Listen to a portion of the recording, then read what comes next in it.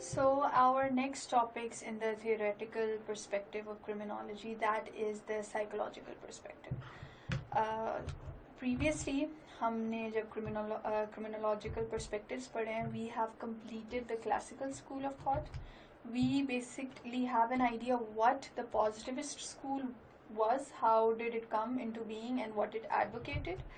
We have completed the biological perspective. Today we are going to do in this lecture the psychological perspective, and after this we're going to do the sociological perspective, but this will be done in greater detail because it is the most significant out of all the perspectives.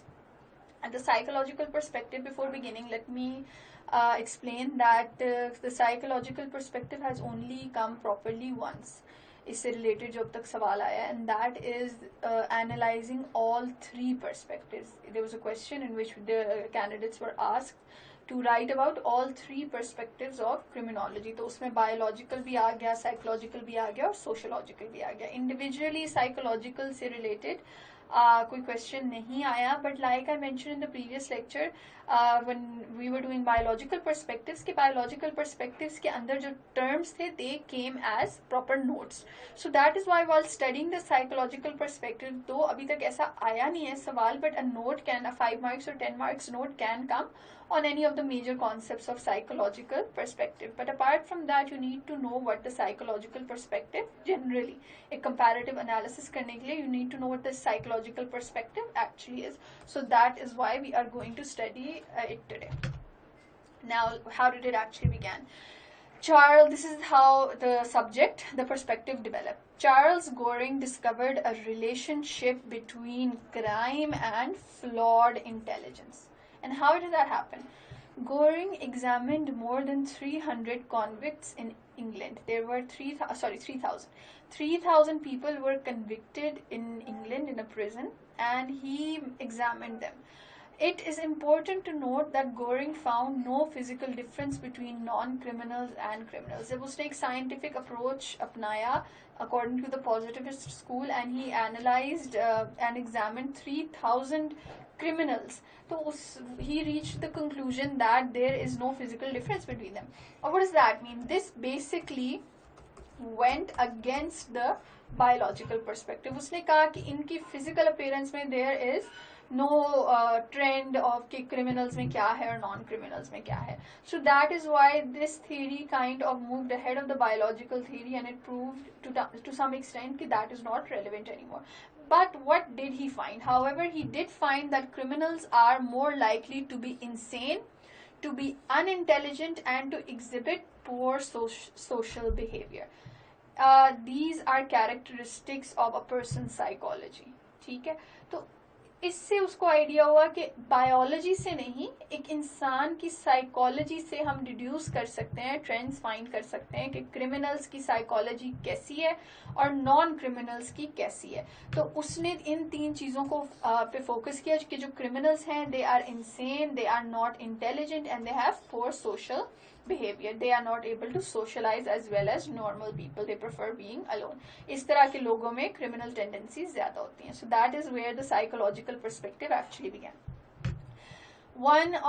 This is the beginning. This marks the beginning of the psychological perspective, but the most important perspective is the psychodynamic theory. The psychodynamic theory suggested that an individual's personality is controlled by unconscious mental processes, unconscious, focus on this word, that are grounded in early childhood. This theory was originated by Sigmund Freud. Why is this the most famous one? Because he is one of the most famous psychologists till date. What does this theory revolve around? This theory basically says that psychodynamic theory suggests that criminal offenders are frustrated and aggravated. क्या मतलब कि जो criminal offenders हैं उनकी जो psychology है, it is very frustrated. और वो frustration उनके अंदर कहाँ से आई? Freud says they are constantly drawn to past events that occurred in early childhood. Because of negligent, unhappy, or miserable childhood, a criminal offender has a weak or absent ego. I'm thinking this is not your psychology exam. You do not need to go into the extreme detail of this. But what you do need to focus on is what he advocated. basically his theory says that इंसान जो हैं, जो criminals हैं, they basically have traumatic and negligent childhood, जहाँ पे उनको ignore किया जाता था और कहीं ना कहीं ट्रॉमा था, एक अनहैप्पी लाइफ थी उनकी early childhood, age in very early age. तो उस चीज का विदाउट एनी प्रॉपर लर्निंग नहीं, उस चीज का एक अनकॉन्शियस उस पर इफेक्ट रहा. ठीक है, it affected their personality, it affected their mental growth, and they had a weak ego. You do not need to go into the detail of that, but you need to understand how that frustration developed into those human. तो according to Freud, जो जिन लोगों का childhood इस तरह से गुजरता है, they have an a weak ego, and that weak ego leads them to becoming frustrated, और उस frustration में, उस built-in frustration में, they are going to commit crime. So this is what the psychodynamic theory of Sigmund Freud suggests. Another very important theory is the antisocial personality disorder. One particular personality configuration, the antisocial personality disorder, is thought to be strongly associated with criminality.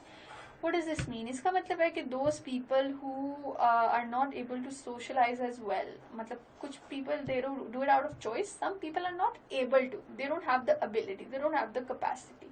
उनकी there are certain mental illnesses जिसमें इंसान जो है वो उस तरह socialize नहीं कर सकता जैसे एक normal human करता है. तो people with that personality disorder, the chances of them committing crime is greater. So this is something that is more, the previous one was more about experience. This theory is basically a mental illness. Another very famous theory of the psychological perspective is the theory of impulsivity. Impulsivity means, अब एक impulsive इंसान क्या होता है? ये वो इंसान होता है जो he acts without thinking, and he acts वो एक spur of the moment decision होता है, spur of the moment reaction होता है. That is what the theory of impulsivity suggests.